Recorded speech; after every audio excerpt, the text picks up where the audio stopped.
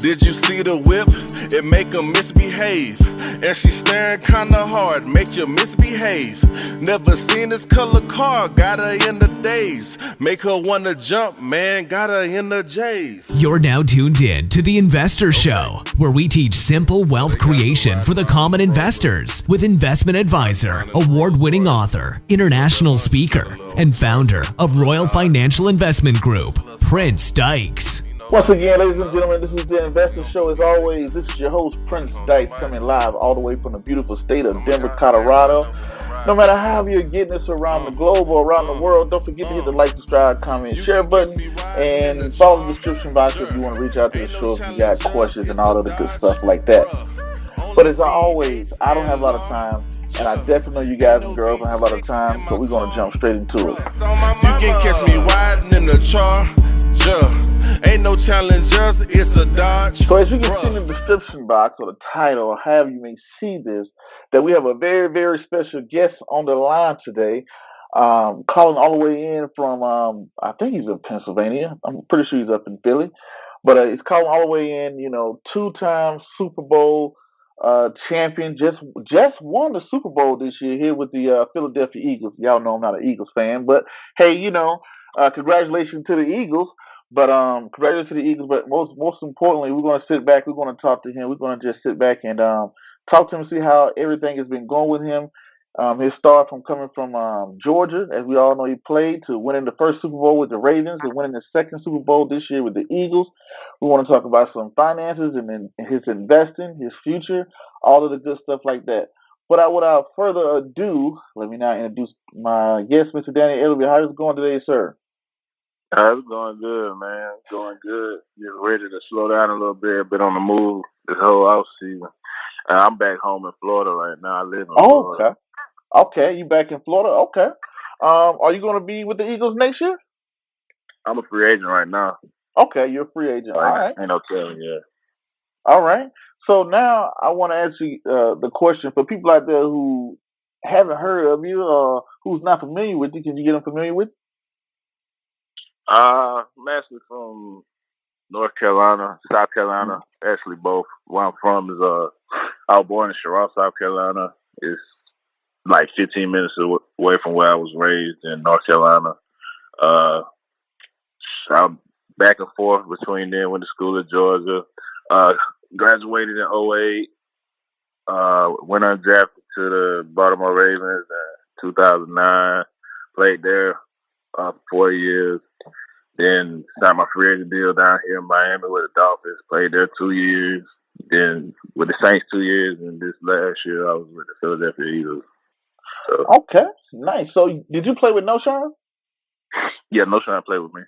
Y'all play? Okay. He said, "Nah, I ain't play with No Sean. No Sean played with me." Yeah, I had him on his visit down there in Georgia. Yeah, that's my boy. Oh yeah. I just met No Sean for the first time. I don't know, about a week ago or so out here in Denver. I was very surprised to see him. Like, what you doing out here in Denver and everything? So, He got drafted out there and never left.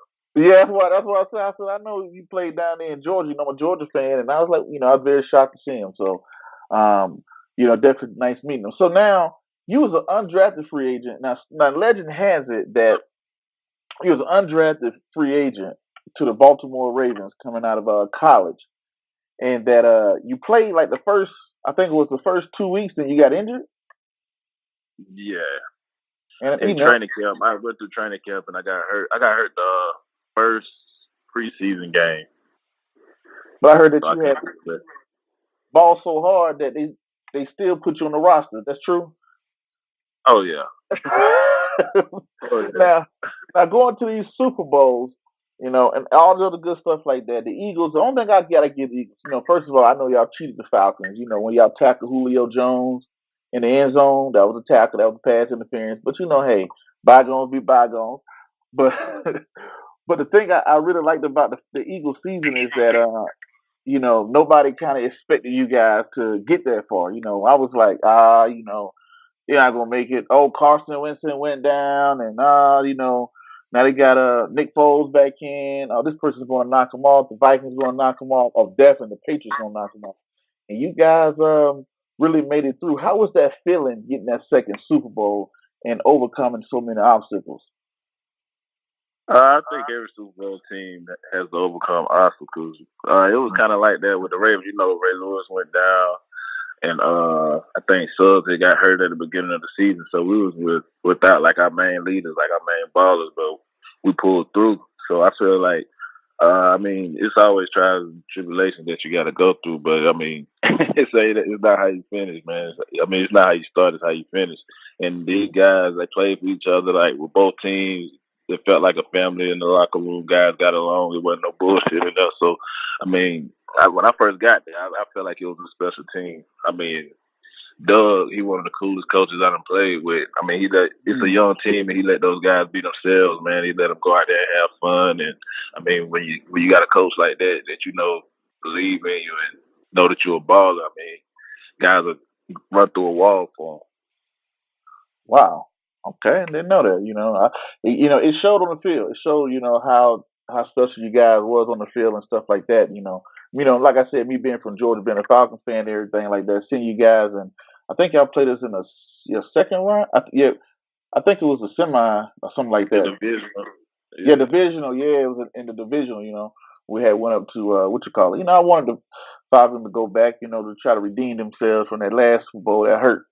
So, but Hey, look, man, when you got there, hey, look, you get there, you got to finish. It ain't guaranteed. Everybody thought Carolina was coming back. Look, when you got your shot, you got to make it. yeah, because speaking of your shot, because when you won a Super Bowl with the Ravens in 2012, you never made it back to the playoffs, did you? Never. Nope. So you No. really got to seize the My moment. my first my first season down here in Miami, we had my first season after I won the Super Bowl, we had a chance to go to the playoffs. We only needed to win one game out of the last two, or we dropped the last two. Wow, man. Yeah. And I don't know if you got the latest news, and I don't know if this is true right now, but this is hot off the press. They're saying LeBron James signed with the Lakers. What you Going to think LA. about that? Yeah, I seen it. I Wow, seen it.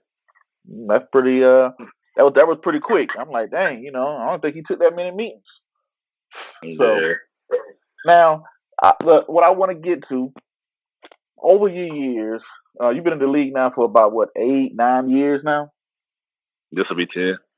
10 years. That's a long tenure. You've been playing with some of the greats, and you've done some great stuff yourself. And over all the years, do you know, or do you have a figure of how much money you have amassed from the NFL? Nah. No. So the question is, when making your millions of dollars or whatever, I'm assuming, right? Is there anything that you invest in? When you've been a young Me, man. I'm a low risk kind of guy, man. I don't even gamble. So shit, right now, I'm all about building my budget, man. Basically, all I do is like Muni bonds, man. Just Okay, try to get Muni. a set budget, yeah, low risk, low reward type deal. Just try to work within my budget and the money that I save during the year, reinvest that, and then when I get to a certain number, I'll be able to take more risk. But right now, I just I can't do it right now.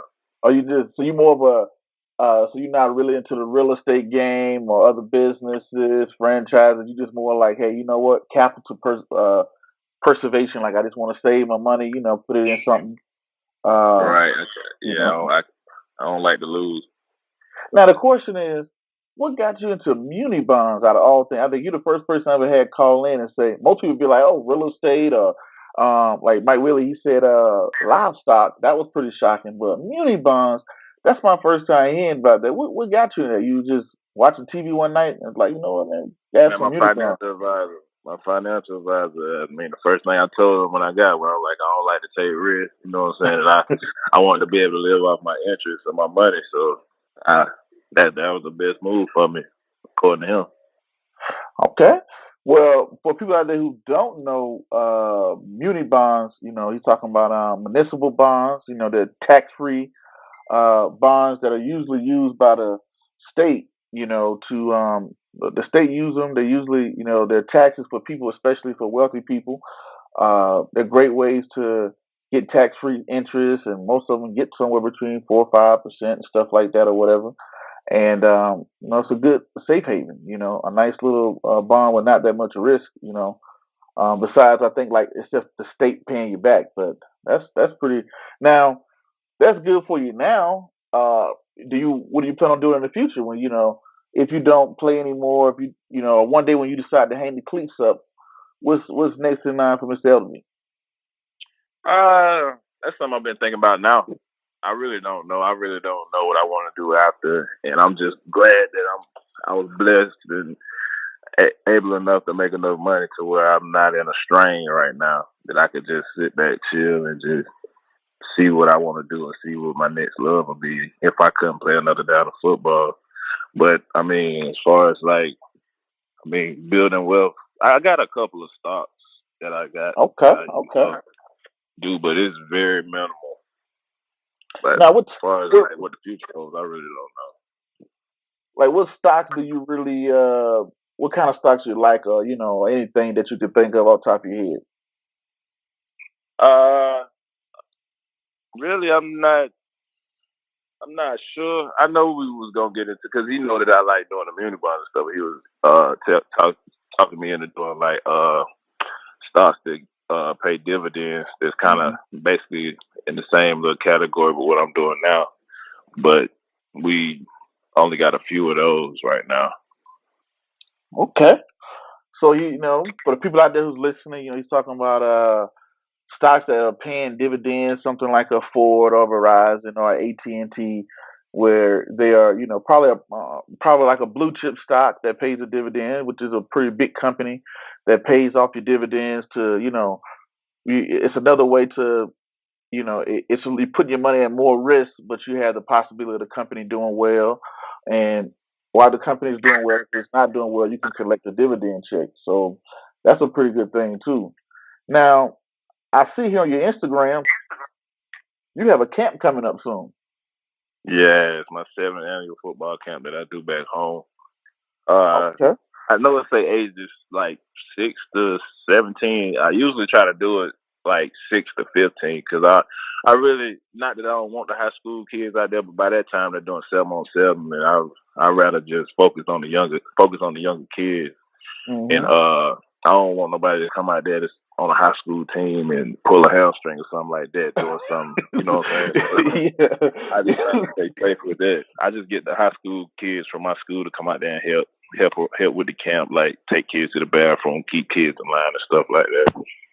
Okay, great. It's a free camp too, by the way. It's a free camp, and I invite like my friends that I play high school ball with, my guys that I play college ball with, some of my trainers, and of course my NFL guys come through too. Wow, that's pretty cool. So how can people get involved with that or figure out and also on top of that, what got you into doing the camp? Back home, man. I'm from the country back home, man. We ain't got too much of nothing going on around there. And where I'm from it's small. It's very small. And we got a lot of gang activity and stuff around there. So I'm trying to just go back and be that positive influence to the kids, man. Show them that they could be successful if they just focus and do what they need to do. I got other things that I do back home too. I do like a back to school drive. I do like a Christmas shopping spree, and I do stuff on Thanksgiving too. Okay, all right. See, Danny, love the kids, putting on for the city. That's pretty. That's all right. Now, the thing about it, like coming into the league and when you got your first check and stuff like that, did you ever make a bad investment? Like, what is something that you would look back on and say, dang, man, I wish I wouldn't have done that, that was kind of dumb. Or are you being a very conservative guy that you're like, hey, you know what? I don't play with my money anyway, so no. See, I was a free agent, so I didn't really have no real check coming up. So, I mean, it wasn't like I could go out. I blew it. I think all NFL players that come through that really ain't used to having money that first year getting a little out of control. But, I mean, mostly I'd be like I wouldn't party this much. But other than that, I really didn't invest in nothing crazy or do nothing crazy like that with my money. I told you, man, I always been low risk. I don't like to lose money, man. Okay, I see. Now, like going into once you're out, do you think you'll just live off of your wealth that you build, or you think you want to do anything else that'll generate income, or you just kind of like just sit home with your kids? Cause I see you got your kids and everything. So, and if you probably just be like, hey, you know what? I'm not in the NFL now. I just want to go home and just relax. Honestly, I don't even think I can answer that one right now. I mean, the way I feel right now, I know it's not over. I know I got a market, so I know I'll play again. But as far as I don't know what I want to get into as far as like career-wise, my second career. Yeah. Okay. Now, what advice you would give maybe to that rookie that just got drafted, or that aspiring that kid right now that's in Georgia that's playing, that aspiring to go to the NFL or something like that, or maybe even parents? What advice would you give that kid if they're listening right now? I mean, my advice for a kid that's in college right now will be different than somebody in the league, because I feel like I mean, from my background and guys that come from my background, we don't know. I mean, our financial literacy is terrible. We don't nobody teach us about money. They tell you to save, but they'll tell you how to save. So I feel like if I could do it all again, I'd take a couple of finance classes. You know, if they ain't got to be nothing too high up or too crazy, but I definitely have to try to do a little background in finances, so I know at least like what's going on and stuff like that. Like now, I mean, I got a good. I feel like I got a good financial advisor. He educate me on stuff. He just don't tell me what to do. He try to educate me and walk me through the process so I have an understanding. And I mean, for a rookie, basically I have to tell him like they told me. I mean, the biggest thing is just learning how to say no. Because me, I was a free agent. And I had people coming to me like I was first round. Them $250s and $500s, them $40, all that add up. You'll be surprised. They'll be surprised how much it add up. Oh, little little $20 here, $40 here, $30 here. That stuff adds up over time. Oh yeah, if you got 3 people asking you a week, you know what I'm saying? It definitely add up. Got it. Okay. So that would be the most advice you would probably give them? For the rookie, yeah. Okay. Now, take care of it. Okay. Well, that's good. I hate to see that. You hear the stories of players and professional athletes and people in general that run into financial issues. It always puzzles me. Because to the regular everyday person, we like, man, we get $1 million, man. I never work again. I do X, Y, Z. So, and that's smart. I heard, I'm pretty sure Calais Campbell, and that's what one of the things he was saying too is that, hey, I just want to just save my money. Let's live off, let's live off the interest. Let all my checks and stuff like that be the principal, and just live off the interest, and whatever that interest gives me, I just budget out of the interest and live life that way. So yeah. I'm glad to see that you guys do that, and stuff like that. But I know you had a. Well, I did want to ask you one more thing. It might be a little controversial. What's that? You can answer it if you feel. With the latest things going on right now in the NFL, with the new ruling coming out with all the anthem and stuff like that, you want to speak on that? I mean, I don't know the details, but I think they said that if we don't want to, we can stay in the locker room till after it, right? That's what I heard too. So I mean, me personally, I'd probably just stay in the locker room or something like that. I feel like the men, and I mean, it did what it was supposed to do. It was supposed to bring awareness to the situation, and I feel like that's what it did. So, I mean, the people that got an attitude about it, they definitely not listening to the reason why, or you know what I'm saying. So, it's gonna be controversial, and people gonna have their own opinion about it. But me personally, it's not that I don't care nothing like that, but I know the type of person I am, and I just don't see myself going back and forth with somebody that I'll never meet, or a kid on Instagram or something like that, trying to get my opinion across to them. You know what I'm saying? I'm that type of guy. You Man, know, I I love just look that. at it. I say, I like to fight. I just can't do it. I like that. I can't do too much talking, man. Oh man.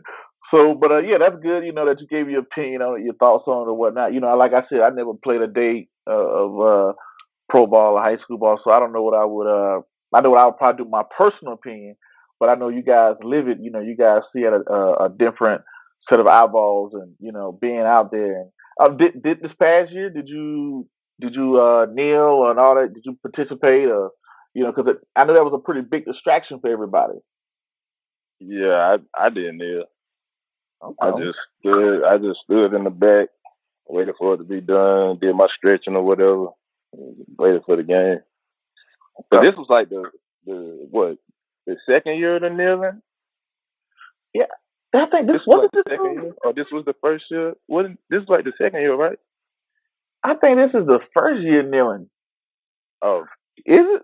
I think it is I the don't first know. I don't because remember. It's been so that's when they long. came out with all the rules and stuff like that. You know. But I was thinking you would know you'd be out there every game. See, I had got cut at the beginning of the season. I was with New Orleans, and I had got cut at the beginning of the season. So I came to Philly like halfway through the season. So all the stuff was already going on and stuff like that. So, Oh, you like, hey, I had other things to worry about. I wasn't worried about no knee and all that other good stuff. man, I wasn't even watching football. Wow. All right. I So try to get away from the game in the off season. So my love for the game will stay there. I don't try to just football myself out because I put so much into it during the season that I just want to break. now, if you had a chance to pick what team to go to, what team you want to go to? Wherever I'm gonna start and wherever I'm gonna win at, I'm trying to get another ring. Oh, you want another ring? Yeah, Who you think got the best chance to win a ring? I know Philly got a real good chance, but I mean Well, hold it's on. Well, different every year. how can It's Philly? different every year. How can you say Philly? Y'all don't even know who your quarterback gonna be. It don't matter whichever one they put out, they're good. So that's the good thing about it. You got two starters. If one can't go, the other one done got you a ship. So hey, you know what you got out of both of them. So Okay. and plus defense on point. So I mean, you got a chance to win when you got a defense like that. No matter who you put that though. You think Eagles number one defense? Yeah. Well, I need you to call Atlanta, man. We need some Front help seven, out there. definitely front seven. Oh, the front seven is the best in the league. Yeah, our DB is nice too, but I know that D line is just something crazy. Can y'all, you think you give Atlanta a call and tell them, because we need some help out there, especially on defense. Y'all got two good linebackers though. Y'all linebackers good. But it's just, I like them young boys. what are we missing? We missing something out there. Yeah, I ain't watched y'all. I don't think y'all offense did good like they were supposed to do this year. Yeah, but our defense show ain't hold up in that Super Bowl. We're like, come on, man, just one stop, not the ball out the air, do something. Somebody push Man, somebody, something, anything. that's when coaching come into play. You keep them boys off the field. You know you going. Hey, look, offense got to get it done. Y'all had like the top offense in the league that year. Yeah. You top offense, you got to keep the ball on the field, keep the defense off. They struggling now. Well, that's a pretty good That's why strategy. it's a team game. I was out in Japan at the time. I took you. I was watching the game. Like, man, this might be the 500 year, and man. But so being out there on the field versus watching the game, what's the difference in it? You say be on the field. Yeah, what you yeah, say? when you when you're on the field playing the game versus when you're like a fan, like when you're at home and you're watching it. What's the difference? The difference between it. Man, it's second nature for me, so it'll be hard for me to really explain it. But I know, like for a while, like when I first got in the league, like being on the field, I don't really watch football games like that. So being in the film room, the main thing is when you at the game and when you're on the field, you get to see everything. So people at home watching on TV, they only see what the TV want them to see. So it's a whole lot more going on in between the plays and during the plays that people on that's watching TV don't see. So that's break why. that and give me an example of that. Like an example, I mean, the camera can only catch so much. So I mean, Uh-huh. it might be somebody getting like That's killed out there, but you're not gonna see it on TV because they gonna show where the ball going. So it's stuff like that real players that's out there watching know who really, really good and who they trying to make look like they, you know what I'm saying? So so you could be a defensive back. Really don't see everything. So you could be a defensive back getting burnt, but nobody will know because they threw the ball to the other side of the field. Right. Or somebody done made somebody fall, or somebody done dumped somebody on their head or something like that. Like you don't see that. Okay. So yeah. Okay. So now to all the people out there, since you played in the league 9, 10 years, I always get this question, people, like even my daddy said, do the games be fixed? I would hope not. I never. Oh man, I was a part of the Super Bowl where the lights went out, and that the whole game changed after that. So I mean, I had my reservations, but I just don't see where like it's our livelihood, and I don't think no player put in all that work to go out there and just give up a game, especially not no Super Bowl or nothing like that or a playoff game.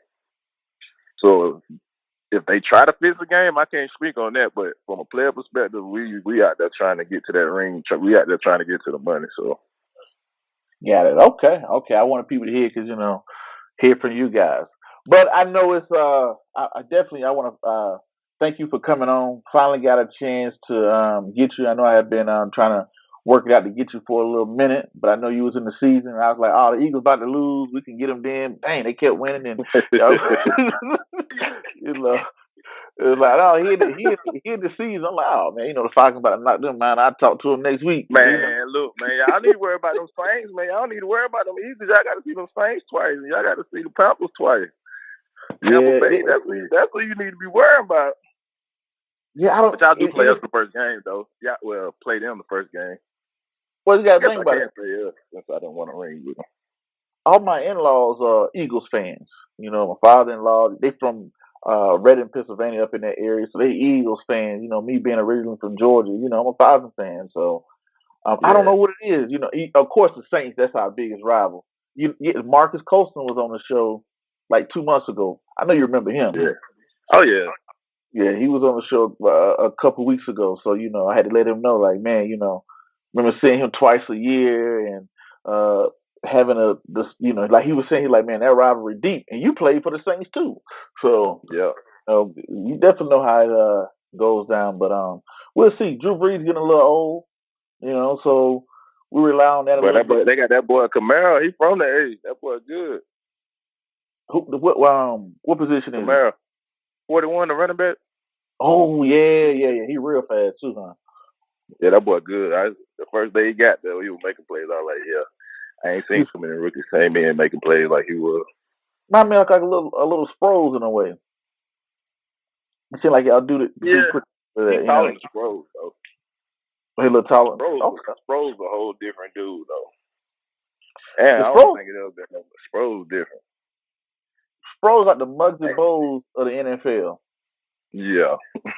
You kind of like this guy don't supposed to be playing, and but he did his thing. He did his thing in San Diego. He did it in New Orleans and in Philly. Yeah, the people don't realize he's small, but he's strong. Oh, he's you seen him in the gym? I haven't seen him, but I heard about him. I mean, you got to have, to be playing at that level. I gain a whole lot of respect when I talk to you guys and see what you guys got to go through in training camp and all the stuff like that. People on TV, we watch the game and we'd be like, oh man, you watching a basketball game. Oh man, that guy on the bench, he in a warm-up suit, he ain't no good. And I didn't know how good you got to be just to dress out. Yeah. It's all politics most of the time too, unless you're just one of those guys that's just barely making the team and everybody thinking why you should be there. But for the most part, you never know, man. Like a lot of people sit in the bench that could go out there and shine. It's just you just gotta wait your time sometimes. And a lot of talent goes unnoticed. With coaches and stuff like that, they gotta, hey, you know what, we want to play this person and all this stuff like that. And coaches human; they don't always play the best person. I remember that's probably why I ain't never played in high school, huh?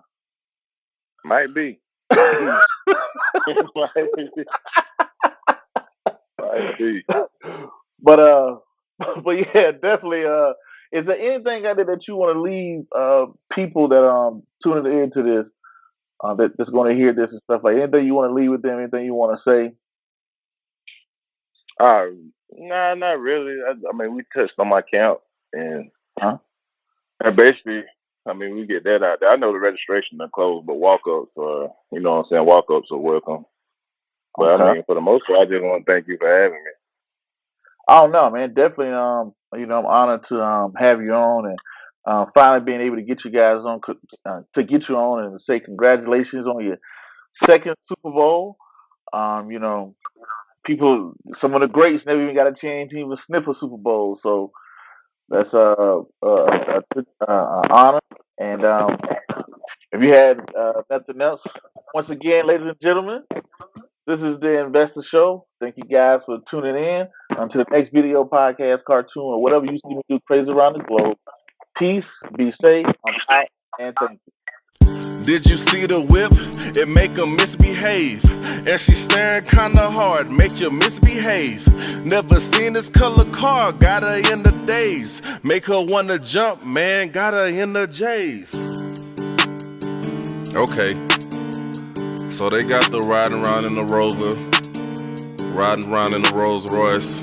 You know, Devon just got a little Charger. Just a little Dodge, just a little something. You know, V8s and up. We don't do V6s. You know what I'm talking about? But I'm a guy, let everybody know what we riding there. You can catch me riding in the Charger. Ain't no Challengers, it's a Dodge, bruh. Only V8s and larger. Ain't no V6 in my car, bruh. You can catch me riding in the Charger. Ain't no Challengers, it's a Dodge, bruh. Only V8s and larger. Ain't no V6 in my car, yeah, bruh, yeah. Man, did you see the whip? It make her misbehave. And she staring kinda hard, make you misbehave. Never seen this color car, got her in the daze. Make her wanna jump, man, got her in the J's. And I'm cool too, car color cool blue. If you had one of these, you'll be cool too. I be feeling like Tom when I cruise through. 5% tint, don't know who's who, but they peeping. Every weekend. See you in the Dodge, then I guarantee I'm speaking. It's really hard to hear when the speakers steady beating. We put the logo in the air like a beacon. You can catch me riding in the Charger. Ain't no Challengers, it's a Dodge, bruh. Only V8s and larger. Ain't no V6 in my car, bruh. You can catch me riding in the Charger. Ain't no Challengers, it's a Dodge, bruh. Only V8s and larger. Ain't no V6 in my car, bruh. Yeah, whip game proper. I'm a showstopper. Whip looking bad, boy, call it Big Papa. Looking like a bopper, mesmerized by the dropper. She loved the car more than your boy, I had to drop her. Every time I pull up, they really show the car love. I roll one deep, I should really join the car club. I keep it detailed, I really show my car love. It's touched by the gods and looking like it's starstruck. Rims had to black out, camera when I back out. I always have to back in, never leave the back out. And I drive slow, X-Pow Wow, what that's about. I'm from Houston, Texas, where we always bring them slabs out. You can catch me riding in the Charger. Ain't no Challengers, it's a Dodge, bruh. Only V8s and larger. Ain't no V6 in my car, bruh. You can catch me riding in the Charger. Ain't no Challengers, it's a Dodge, bruh. Only